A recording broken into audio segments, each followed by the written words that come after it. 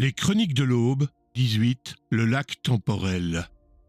L'effet Orphée ou le syndrome du buffering. Le regard en arrière. Le premier glitch de l'histoire. Bienvenue dans la crique.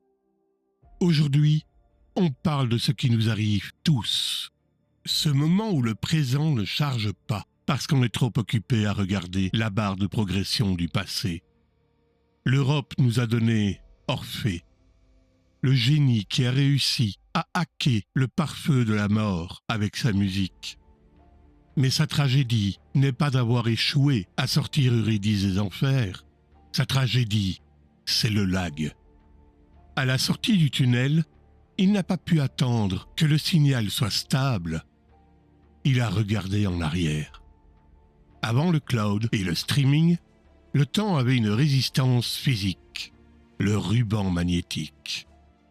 Quand la machine rendait l'âme, il fallait sortir un stylo bic, l'insérer dans l'engrenage de la cassette et faire tourner le poignet. C'est l'image primitive du lag. On forçait manuellement le passé à revenir au point de départ. Aujourd'hui, nos cerveaux font la même chose avec nos regrets. On insère le stylo de la nostalgie dans un souvenir précis et on mouline encore et encore, espérant que cette fois, la bande ne sera pas froissée. Mais à force de rebobiner manuellement, on finit par détendre la bande. Le souvenir devient flou, le son pleure et la réalité s'effiloche. Savez-vous que dans certaines versions du mythe, Eurydice n'était déjà plus qu'un écho? En regardant en arrière, Orphée a essayé de forcer une mise à jour sur un fichier corrompu. En 2026, c'est exactement ce que vous faites quand vous relisez vos vieux messages à 2 heures du matin en espérant que le passé change. C'est le syndrome du buffering émotionnel.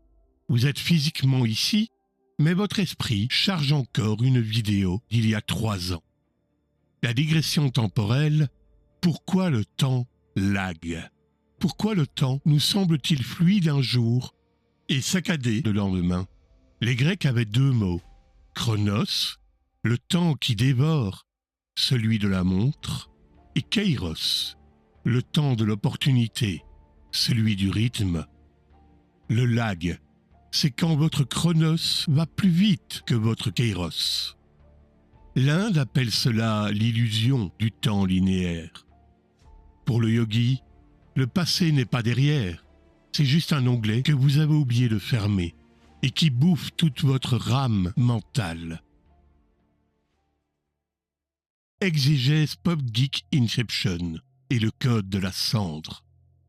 Mal ou la projection du regret. Si vous voulez voir une version moderne d'Orphée, regardez Inception de Nolan. Dom Cobb, c'est Orphée avec un totem. Mal, sa femme décédée, n'est pas une personne, c'est une projection. C'est le bug de la nostalgie incarnée. Chaque fois que Cobb essaye de construire un avenir, une nouvelle strate de rêve, Mal surgit pour saboter le système. Pourquoi? Parce qu'il a regardé en arrière. Nolan nous dit que la nostalgie est une arme de destruction massive.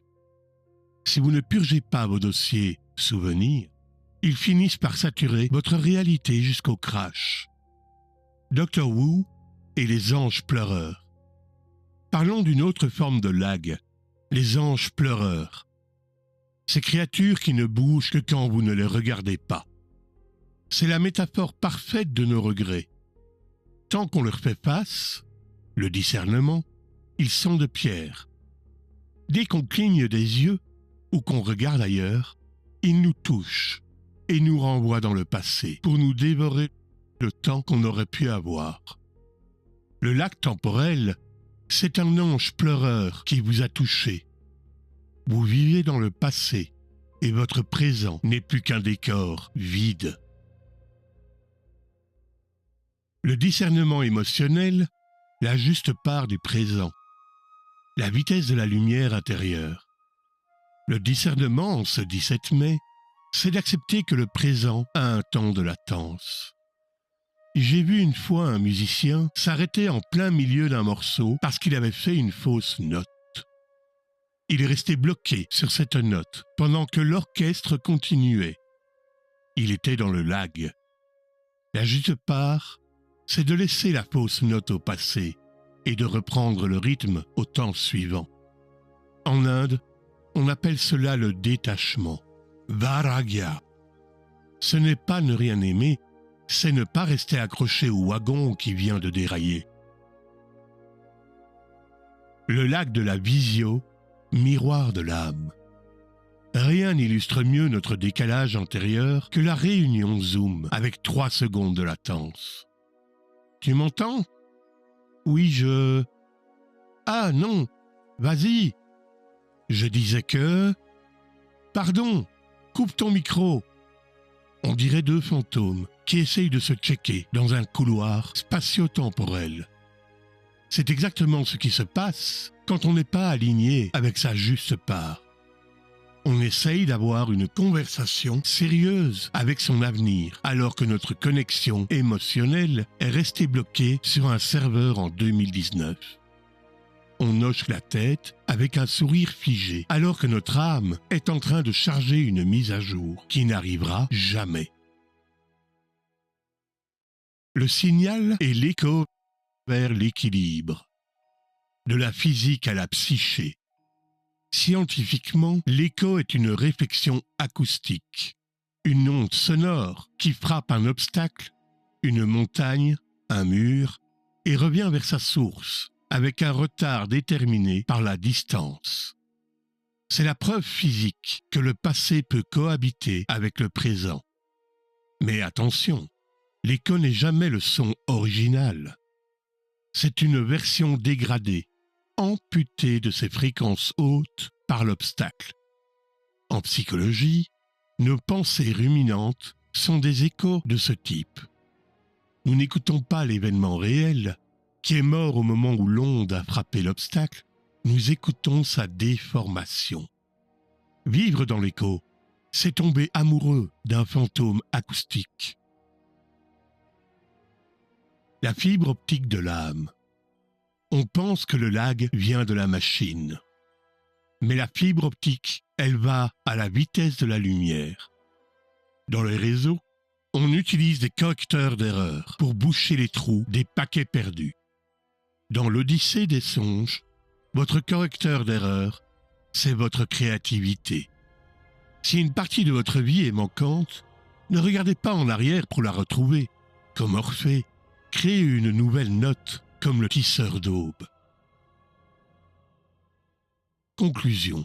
Le reboot de mai. Ne vous retournez plus. Nous refermons cette station 18. Le 17 mai se termine, et avec lui, notre fascination pour les ombres du tunnel. L'Europe nous a montré le risque du regard.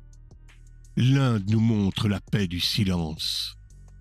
Entre les deux, il y a vous, avec votre micro, votre voix et votre capacité à dire « le signal est clair ». Ne soyez pas un Orphée du dimanche. Laissez Eurydice là où elle est.